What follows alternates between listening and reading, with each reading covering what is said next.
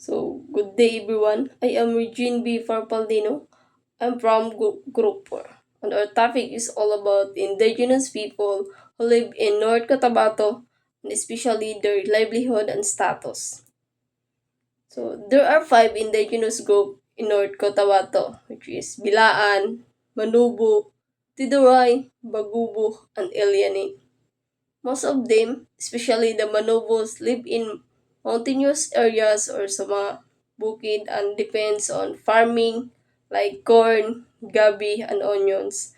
And bro making or tahiti for income. So when we say bro making is pagbuhat sa silhig. So, however, they often face food shortage due to poor use of pasture land for production, low crop yield and poor access to market, limited income only 500 to 1,000 per month from brew making, and brew making income is seasonal, only February to April ragid sila maka income sa brew making. So, because of this, many children can't bring food to school because of absences and dropouts, even though school and daycare center are nearby.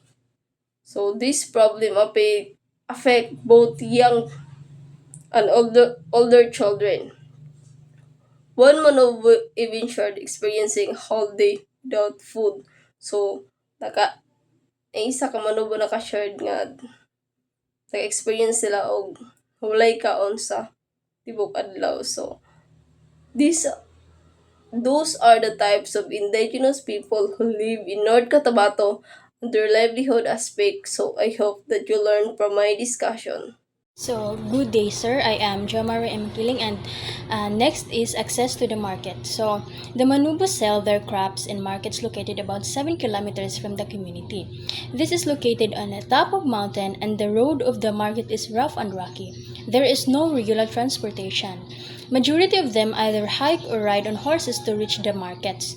The poor access to the markets limits their income because of the inadequate amount of products that they can bring. So some families entrust their crops to middlemen who bring and sell them at the market. So according to the Manubos farmer no nga, bananas are sold for 8 pesos per kilo and the middlemen take 2 pesos per kilo as fee.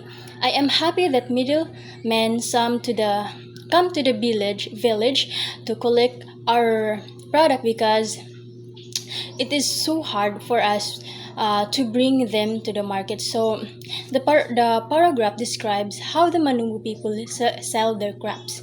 It's difficult for them to get to the market because it's far, mga 7 kilometers away, and the road is rough because it's on the top of mountain. So maglisod jud ang mga Manubos farmers nga kuan ang market tungod sa kalayo sa ilahang gikanan nga kay naabay sila sa top of mountain, so maglisod jud sila, so they don't have regular transportation, so they either walk or rides horses. So because of the difficulty in getting to the market, their income is limited because they can only bring a small amount of produce. So katong uban nga farmer nga igo lang lakaw or magsakay og horses, so limited lang jud ang ilang madala, dili nila madala tanan tungod sa kanaang kalisod, so, sabno nga kanang ilarang bitbiton or isakay lang sa horses, dili man jud na nila madala. So many of them rely on middlemen to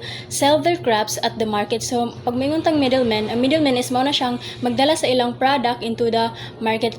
So males ng hassle. So males hassle na ang kuan sa mga farmers. So the middleman charge a fee such as 2 pesos per kilo of bananas, which are sold for 8 pesos per kilo. Despite the middleman fee, the Manubu people are happy because it's easier for them to bringing their crops to the market themselves. So pinaagi sa middleman, maging happy ra pud sila kay tungod kay dili lang sa kanang less hassle lang ilang pag adto sa market, kun dili pod kanang madala pod ang ilang tanan nga product dito sa market og mabaligya pod tanan. So next is homicide. One man was murdered poisoned and 2 were shot. The women were secretive and did not explain why the murders occurred and who killed them. So according sa anak sa victim, no, he was actually poisoned by an unknown person. I do not know who shot my father. I was too young to know. So poisoning used to be a common practice among the Manubos from jealousy and political motivation. So in Manubo no is wala jud na sila kahadlukan, labi na og kanaang na sila tao nga ginadumtan unang masulod gid na sa ilang huna-huna no, wala na ko gitanan, but some sa kanaang akong nakita sa kanang mga Manubo is mga isog, una din mosulod silang huna-huna is patyo na ang tao. So women stopped their formal education right after their father's death because the family could no longer afford their education. So tungod ato nga panghitabo no is kanaang na-stop ang pag-eskwela sa katuang babae tungod kay patay naman iyang papa, wanay lain mo mukan og responsibility sa iyang papa kundili siya lang. So the murders had significant impact on the family. So as the women were forced to abandon their education due to the financial hardship caused by their father's death. So the overall tone suggests history of violence and unresolved conflicts within the community. So moro to, thank you. Good day, sir. So, my name is Cleo Maxine Frey. So, my report is on about poverty and income. So, poverty and income. Naku, isin ang kondisyon na ginag-atubang sa mga IP tungod kay kakagaran mawala na ka-eskwela, ginadaog-daog. Tungod ka nagtuo ang uban nga wala isin anamag ang mga IP. Maong limited ang ilahang applyan nga work. Tas nanira po mainat na bilas mga kalitaan ay di man halos sa masa o walay anamag sa mga papilas ug maupag na ay mga maayong na negosyante nindot masyastop. Unya mainat sila na tungod ang ang kananaw sa nilas mga IP. Pero swerte na karon ay ginapokusa na ang mga main factors na naka-apekto sa panginabuhian sa mga IP. Naanay mga programs para sa health nila, scholarship para masuportaan ang ilang pag-eskwela. As mostly mayas mga IP kay ninambo jud daghay nakatabang o nakahuman sa pag-eskwela. Maternal and child health. So, akong i-discuss karon is all about the maternal and child health sa North Cotabato. So, number 1 is access to health services. So, dito sa North Cotabato, ang mga IP is ang government nila dito is naga-provide na og medical health program sama sa weekly consultation, immunization para sa mga bata dito sa Amabel ug sa Magpet North Cotabato pinaagi sa Community Health Center. Number 2 is major cause of death and illness.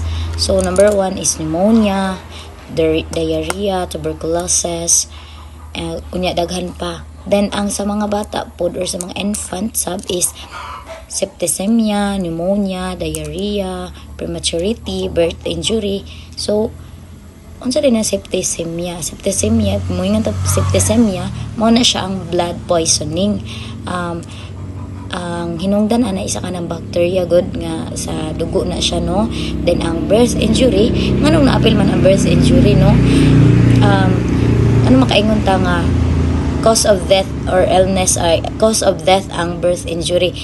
Di ba kabantay mo is ang mga IP people is ang na kuan nila is traditional nila nga pag mga anak is hilot lang, di ba? Hilot lang. So may possibility nga ma-injured ang bata kay syempre unsa ra man ang kanang manghilot tayo, no, kaysa sa doktor, di ba?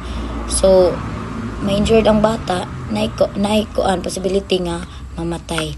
So number 3 is hilot, traditional birth attendant. home birth ra gyud na sila no. Sige ingon ako is ang mga IP people pod sa North Cotabato is home birth ra gyud na sila, is kanang bitaw mga anak is hilot lang, dili na mo adto sa mga layo pang lugar sa mga para sa ato adiri is kanang sa doctor gyud, sa hospital gyud, sa ilaha is kanang sa balay ra gyud sila, then magkuan ra sila og manghilotay or mga midwife bitaw nga kanang sa hilot ra siya. Then ang breastfeeding dito asad is ang pagpatutoy sa bata is 2 years ra gyud siya, diba, sa North Cotabato, ang sa North Cotabato nga breastfeeding. So last is feeding program sa North Cotabato is nagapa-feeding na sila dito, especially sa mga malnourished, but ang kakuanan lang is ang ilahang pagpa-feeding is limited ra gyud siya, then several ra pa gyud kay ang ilahang budget is 5,000 to 10,000 ra gyud dito apod. Good day everyone, especially to you sir. So this is my part about education and bullying. So education is, there is a daycare center and a grade school in accessible places in the community. However, more children aged 3 to 5 years are not attending daycare center. So, ang ang kaning education kay naa sila daycare o grade school sa community, pero ang mga bata nga 3 to 5 years old ang wala nag-eskwela bitaw kanang sa isa ka upat ka estudyante ang dili magpadayon sa pag-eskwela kay tungod sa kakulangan sa pagkaon, kakulangan sa kwarta bitaw ing ana way mga baon. Importante ang support sa parents aron mapadayon ang pag-eskwela sa ilang mga anak. Next is bullying. The Manobo children and youth are bullied by either non-IP children or those from different tribes at school. So ang bullying, ang mga bata nga mga Manobo ginabully sa eskwelahan sa mga dili nila katribo. Ang dili katribo ang ginaingon sa ila is kuan bitaw kana ang unsa bitaw sila underestimate, ginaingnan sila nga tan-aw na to kung makalampos ba ang Manobo sa pag-eskwela, makahuman ba ing ana. Maara ako. Thank you po. Good day, sir. I'm Phoebe J. Bernalin Dorado Meras. My assigned report is Agusan del Sur and profile of community and participants. So first, Agusan del Sur. Agusan del Sur adunay namuyo nga nagkalain-laing indigenous people na ay Mamanwa, Manobo, Tigayonon, Higaonon, Bibabaon, Limayunon, ug Mandaya. Ug kini naa nay laing-laing panginabuhian sama sa pangunguma ug pagtrabaho sa opisina sa gobyerno ug mangingisda ug ang uban loggers ug ang uban labor. Alang kining tanan para naa sila'y kabuhi sa ilang pamilya. Profile community and participants.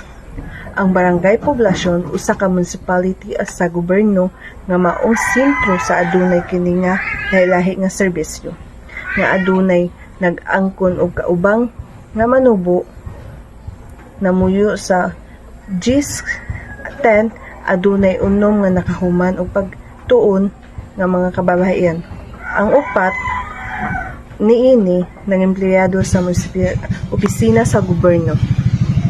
Og isip usa ka Manobo akong ipasigarbo nga adunay mga kauswagan sa kahimtan kabag-uhan sa paglantaw ug samtang magpabilin ang nga mga Manobo pagpasigarbohonon.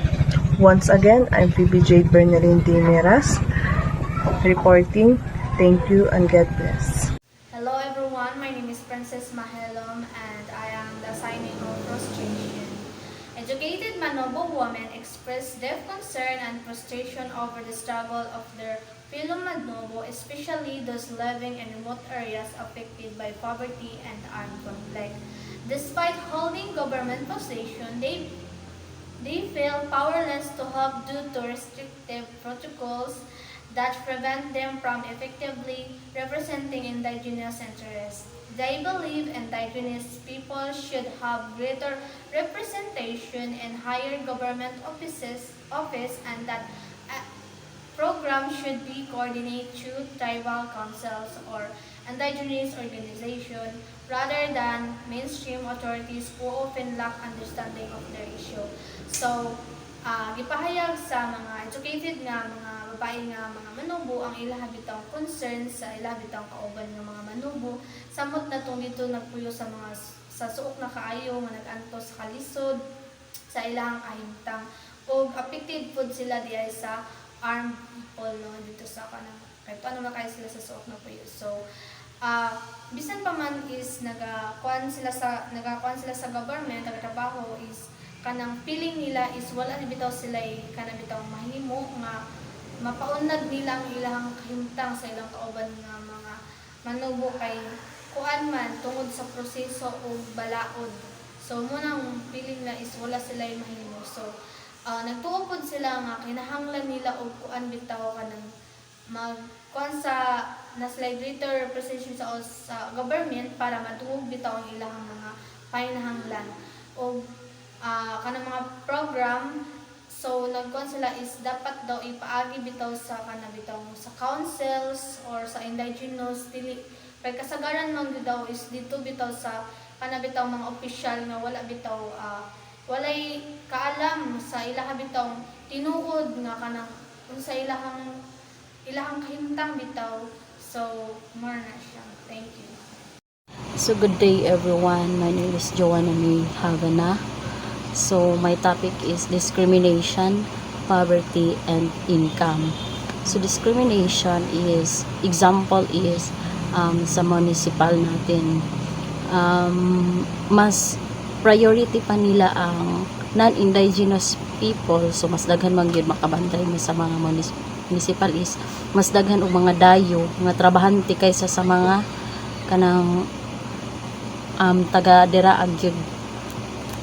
So maka-discriminate kaayo labi na sa ato ang mga indigenous people is most of indigenous karon is mga kanang professional na is daghan na karon nag-improve na siya pero murag wala gyapon kabag-uhan sa ato ang kuan, mas ginauna pa nila ang mga kanang mga dayo ra ba dili mga indigenous kaysa sa mga indigenous people nga naga-apply og trabaho dito sa municipal. So para sa ato ang mga indigenous people is grabe ka bias kay mas ginahatagan pa nila og kanang opportunity ang mga dayo sa ato ang municipal para sa trabaho. Mas ginahatagan pa nila og trabaho ang mga non-indigenous people kaysa sa indigenous people. So gina-priority nila ang mga dayo lang. So grabe ka bias no. Then maka-discriminate gyud sa ato as indigenous people nga dili pa ta makuha sa kanang nag-apply ta og work dira. So about naman sa poverty is daghan pag indigenous people is dili pa kabalo mag-manage sa ilahang mga lands and kanang gamay ra pod ang mga indigenous people nga naay income. So mo 70% pa lang. So maunang ang uban is iladon sila sa kanang mga dagko nga mga kampanya nga manulod ba dira then offeran lang sila og mga bisan unsa nga mga pang-ingon sa mga dayo para makuha nila katong target nila nga bali imuhang yuta. So ikaw pod nga wala pod ka alam-alam ang ato lang naandan is ang atong mga poverty or atong mga lands is ginakuan nato og agriculture practices. So maura man na atong naandan then dayon naadayo mga dagko nga companies nga mosulod dira like illegal logging. So wala kay mabuhat ana kay gi-approve man na sila sa municipal kay ang municipal pod is maka income pod ana sa ilaha nga manulod sa inyong sa income naman is a small scale agriculture is a major income there sa ato labi na sa mga mga teachers kana mga major income na. Then sa mga drivers, then sa kuan kanang mga officers sa municipal nato. Employees is naagid sila kanang lain nga income. So example na ko is motorcycle every month is maka-income sila og 5,000 a month or 10,000 like that. Then sa government employees naman is maka-income sila og 17,000 to 20,000 a month. Then sa kuan naman like a security guard ngana is depende sa ilahang mga posisyon is maka-income na sila o sa 15 or 13,000 a month ingana. So mao ra to. Thank you. So, good day, sir. My name is Mian N. Mosico, and this is my assigned report, which is the maternal and child health and also the water and sanitation. So, the first one, it is maternal and child health. So, when we say maternal, that is a buntis. So, here in Agusan, during sa pagbubuntis is pa-prenatal sila para ma-check o okay ba or dapat ba na ay i-take na vitamins. And moingon pud ta og child health as kana ng pagpapanganak. So need gihapon si mama mag-adtog center para ma-immunize ang baby para ma-injekan and also matagan po siya og protection. So, good day, sir. My name is Mian N. Mosico, and this is my assigned report, which is the maternal and child health and also the water and sanitation. So, the first one, it is maternal and child health. So, when we say maternal, that is a so, water and sanitation. So, here in Agusan is, we know that Agusan is source of water. So, dagan kayo tubig, especially the river, na mga bomba, na mga balloon, but when it's come to the proper water na kanang ginainom is talaga murag especially di San Gabriel, no? Nakita na ko dito sa ila is ulan lang ilang ginainom. So ginasala lang na nila, and then the mga panghugas og plato is dito na sila nagsaliksas kung dili sa sapa, sa balon, etc. So no kabulutan nga source of water diri, pero naapoy uban nga lugar is naapod sila kakulangan, especially the inumon proper kanang limpyo nga tubig that is kulang sa dito nga lugar. Pero here in Agusan is known jud as a source of dagan jud tayo kuan source of water. So that's all of my report, sir, and thank you.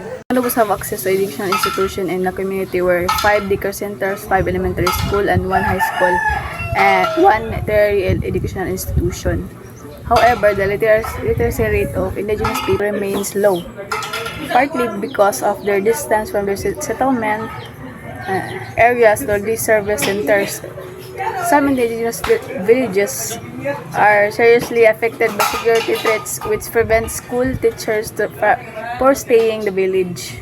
For example, ang mga manubis na sa access sa institution sa edukasyon sa ilang komunidad, pero ang literacy rate sa mga lumad is kuan na nagpabiling maubos tungod sa kuan kanang kalayon sa ilahang eskwelahan sa sentro mo nang kaning gamay ra kay access ang mga bata sa edukasyon. Then ang mga teachers is di sila nagapabilin sa dito sa asa nga lugar kanang mga suksok tungod kay sa kining kuan tungod sa kining sa mga MPE kanang mga ingana siya mga rebelde. So mahadlok ang mga teachers nga magstay na lugar tungod kay delikado. Bullying. The Manobo children, youth, and occasionally displayed by non-IPs. So, example kay kaning kasagaran gyud sa mga bata or mga batanon na mga Manobo is ginapakaulawan sa mga dili lumad. Kay naay mga kaso nga ang mga bata nga mga Manobo is ginatawag sila nga mga ihalas or mga mangmang tungod sa ilahang kultura or mga sinina nga ginapangsuot. Children at rest is security concern. Peace and order situation of municipality of critical due to presence of communists and other urgent groups. So security issues have been major concern. Manobos has indigenous people who live in the hinterlands before seriously affected by security threats. So example is kaning dili makaadto og laing basta laing lugar basta ang mga Manobo tungod kay daghan og threat sa ilaha labi na sa mga MPE. So ang ilahang pagkuan di sila makatuto basta sa pagpalit dito sa merkado. Dili pud sila limitado na pud ilahang mga lihok tungod kay tungod sa mga threats na ilahang makuha. So ang ilaha yung security is dili gyud siya safety tungod sa mga threats nga ginahatag sa mga rebelde sa ilaha. So mo ang access sa mga bata sa ilahang edukasyon is limited ra gyud tungod kay tungod sa samok